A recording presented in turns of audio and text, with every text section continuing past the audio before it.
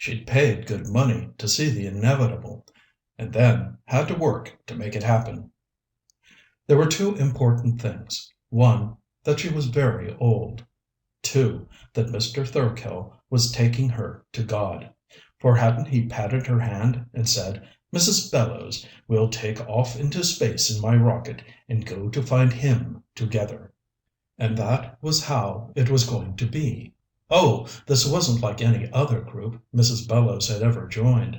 In her fervor to light a path for her delicate, tottering feet, she had struck matches down dark alleys and found her way to Hindu mystics who floated their flickering, starry eyelashes over crystal balls. She had walked on the meadow paths with ascetic Indian philosophers imported by daughters in spirit of Madame Blavatsky.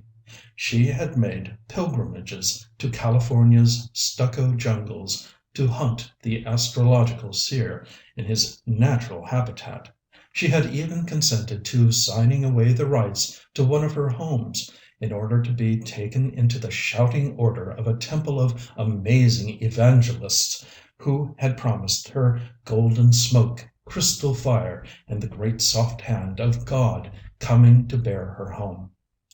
None of these people had ever shaken Mrs. Bellows's faith, even when she saw them sirened away in a black wagon in the night, or discovered their pictures, bleak and unromantic, in the morning tabloids. The world had roughed them up and locked them away because they knew too much, that was all. And then, 2 weeks ago, she had seen Mr. Thurkell's advertisement in New York City. "Come to Mars! Stay at the Thurkell Restorium for 1 week, and then on into space on the greatest adventure life can offer. Send for free pamphlet, Nearer My God to Thee. Excursion rates, round trip, slightly lower." Round trip? Mrs. Bellows had thought. But who would come back after seeing him? And so she had bought a ticket and flown off to Mars and spent 7 mild days at Mr. Thurkell's Restorium, the building with a sign on it which flashed, "Thurkell's Rocket to Heaven." She had spent the week bathing in limpid waters and erasing the care from her tiny bones, and now she was fidgeting, ready to be loaded into Mr. Thurkell's own special private rocket, like a bullet, to be fired on out into space beyond Jupiter and Saturn and Pluto. And thus, who could deny it, you would be getting nearer and nearer to the Lord. How wonderful! Couldn't you just feel Him drawing near? Couldn't you just sense His breath, His scrutiny, His presence?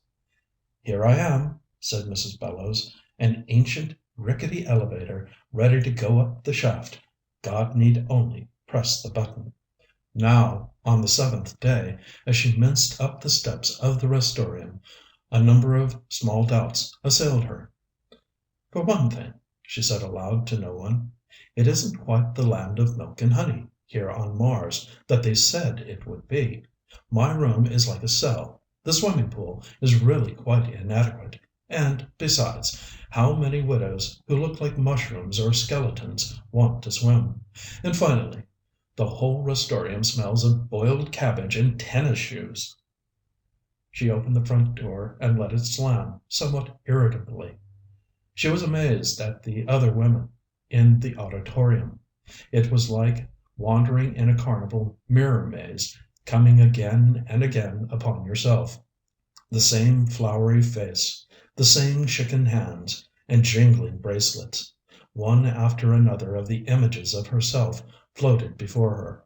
She put out her hand, but it wasn't a mirror. It was another lady, shaking her fingers and saying, "We're waiting for Mr. Thurkell. Sh!" "Ah!" whispered every one. The velvet curtains parted.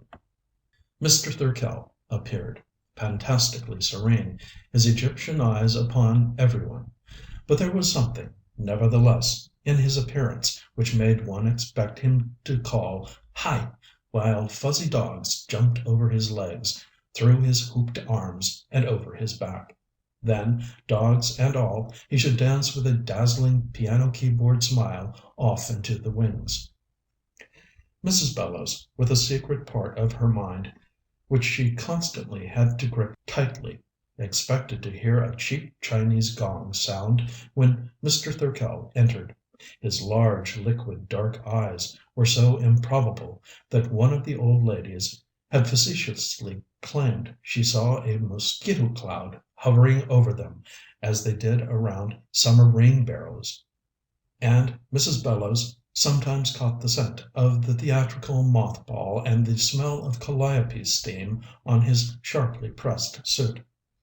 But with the same savage rationalization that had greeted all other disappointments in her rickety life, she bit at the suspicion and whispered, "This time it's real. This time it'll work. Haven't we got a rocket?" Mr. Thirkell bowed. He smiled a sudden comedy mask smile. The old ladies looked in at his epiglottis and sensed chaos there. Before he even began to speak, Mrs. Bellows saw him picking up each of his words, oiling it, making sure it ran smooth on its rails. Her heart squeezed in like a tiny fist, and she gritted her porcelain teeth. "Friends?" said Mr. Thirkell, and you could hear the frost snap in the hearts of the entire assemblage. "No," said Mrs. Bellows ahead of time. She could hear the bad news rushing at her, and herself tied to the track while the immense black wheels threatened and the whistle screamed, helpless. "There will be a slight delay," said Mr. Thirkell. In the next instant Mr. Thirkell might have cried, or been tempted to cry, "Ladies, be seated," in minstrel fashion, for the ladies had come up at him from their chairs, protesting and trembling. "Not a very long delay." Mr. Thirkell put up his hands to pat the air. "How long?" "Only a week." "A week!" "Yes, you can stay here at the Restorium for 7 more days, can't you? A little delay won't matter, will it, in the end? You've waited a lifetime. Only a few more days."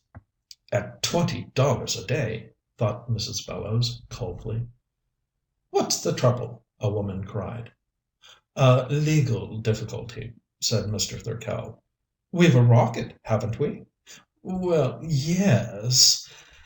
"But I've been here a whole month waiting," said one old lady. "Delays, delays." "That's right," said every one. "Ladies, ladies," murmured Mr. Thirkell, smiling serenely. "We want to see the rocket." It was Mrs. Bellows, forging ahead, alone, brandishing her fist like a toy hammer. Mr. Thirkell looked into the old lady's eyes, a missionary among albino cannibals. "Well, now," he said. "Yes, now!" cried Mrs. Bellows. "I'm afraid " he began. "So am I," she said. "That's why we want to see the ship." "No, no. Now, Mrs. He snapped his fingers for her name. "Bellows!" she cried. She was a small container, but now all the seething pressures that had been built up over long years came steaming through the delicate vents of her body. Her cheeks became incandescent. With a wail that was like a melancholy factory whistle, Mrs. Bellows ran forward and hung to him, almost by her teeth, like a summer maddened Spitz. She would not and never could let go until he died, and the other women followed, jumping and yapping like a pound let loose on its trainer. The same one who had petted them and to whom they had squirmed and whined joyfully an hour before, now milling about him, creasing his sleeves and frightening the Egyptian serenity from his gaze. "This way!" cried Mrs. Bellows, feeling like Madame Lafarge. "Through the back! We've waited long enough to see the ship. Every day he's put us off. Every day we've waited. Now let's see." "No, no, ladies!" cried Mr. Thirkell, leaping about. They burst through the back of the stage and out a door, like a flood, bearing the poor man with them into a shed, and then out, quite suddenly, into an abandoned gymnasium. "There it is!" said someone. "The rocket!" And then a silence fell that was terrible to entertain. There was the rocket. Mrs. Bellows looked at it, and her hand sagged away from Mr. Thirkell's collar. The rocket was something like a battered copper pot. There were 1,000 bulges and rents and rusty pipes and dirty vents on and in it. The ports were clouded over with dust, resembling the eyes of a blind hog. Everyone wailed a little silent wail. "Is that the rocket ship Glory be to the highest?" cried Mrs. Bellows, appalled. Mr. Thirkell nodded and looked at his feet. "For which we paid out our $1,000 apiece and came all the way to Mars to get on board with you and go off to find him?" asked Mrs. Bellows. "Why, that isn't worth a sack of dried peas," said Mrs. Bellows. "It's nothing but junk." "Junk!" whispered everyone, getting hysterical. "Don't let him get away." Mr. Thirkell tried to break and run, but 1,000 possum traps closed on him from every side. He withered. Everybody walked around in circles like blind mice. There was a confusion and a weeping that lasted for 5 minutes as they went over and touched the rocket, the dented kettle, the rusty container for God's children. "Well," said Mrs. Bellows. She stepped up into the askew doorway of the rocket and faced everyone. "It looks as if a terrible thing has been done to us," she said. "I haven't any money to go back home to Earth, and I've too much pride to go to the government and tell them a common man like this has fooled us out of our life savings. I don't know how you feel about it, all of you, but the reason all of us came is because I'm 85, and you're 89, and you're 78, and all of us are nudging on toward 100, and there's nothing on Earth for us, and it doesn't appear there's anything on Mars either. We all expected not to breathe much more air, or crochet many more doilies, or we'd never have come here. So what I have to propose is a simple thing to take a chance." She reached out and touched the rusted hulk of the rocket. "This is our rocket. We paid for our trip, and we're going to take our trip." Everyone rustled and stood on tiptoes and opened an astonished mouth. Mr. Thirkell began to cry. He did it quite easily and very effectively. "We're going to get in this ship," said Mrs. Bellows, ignoring him, "and we're going to take off to where we were going." Mr. Thirkell stopped crying long enough to say, "But it was all a fake. I don't know anything about space. He's not out there, anyway. I lied. I don't know where he is, and I couldn't find him if I wanted to. And you were fools to ever take my word on it." "Yes," said Mrs. Bellows, "we were fools. I'll go along on that. But you can't blame us, for we're old, and it was a lovely, good and fine idea, one of the loveliest ideas in the world. Oh, we didn't really fool ourselves that we could get nearer to him physically. It was the gentle, mad dream of old people, the kind of thing you hold on to for a few minutes a day, even though you know it's not true. So, all of you who want to go, you follow me in the ship."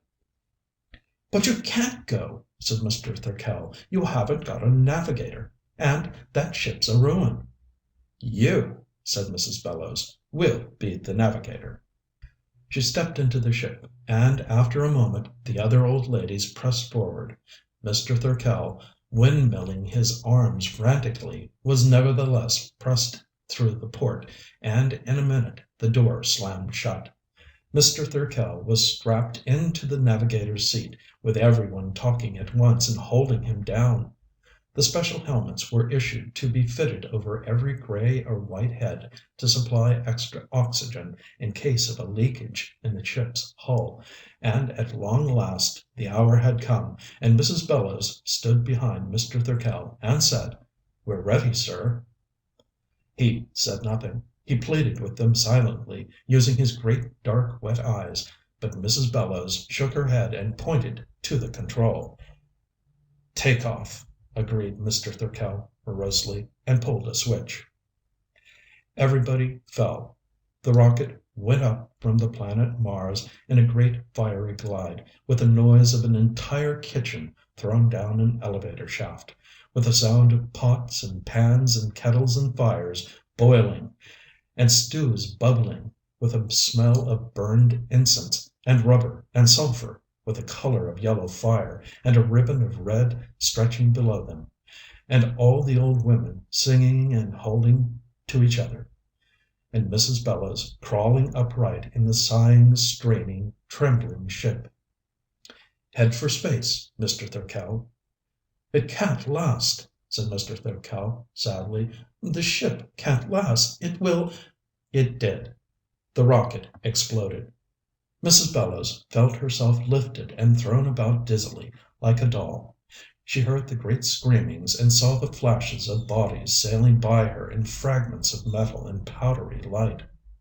"Help! Help!" cried Mr. Thirkell, far away on a small radio beam. The ship disintegrated into a million parts, and the old ladies, all 100 of them, were flung straight on ahead with the same velocity as the ship. As for Mr. Thirkell, for some reason of trajectory, perhaps, he had been blown out the other side of the ship. Mrs. Bellows saw him falling separate and away from them, screaming, screaming.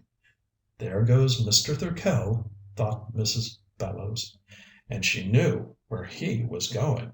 He was going to be burned and roasted and broiled good, but very good.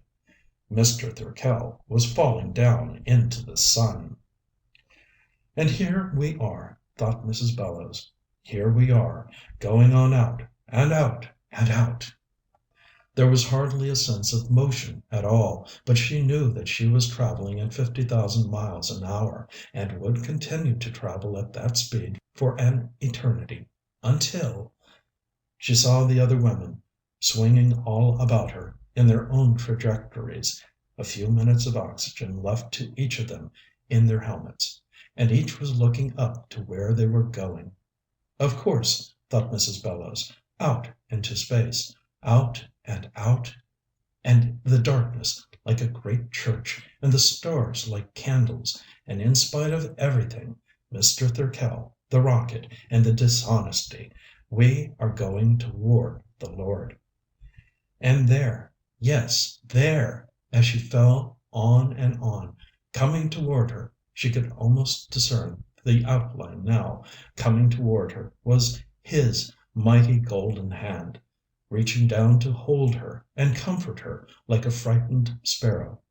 "I'm Mrs. Amelia Bellows," she said quietly, in her best company voice. "I'm from the planet Earth."